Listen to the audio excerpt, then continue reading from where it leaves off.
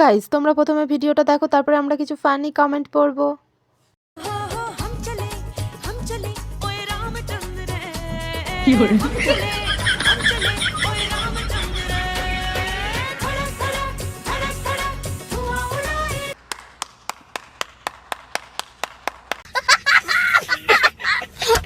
तो चलिए शुरू करते हैं। এই তো 3 বান্দর একসাথে এসে গেছে।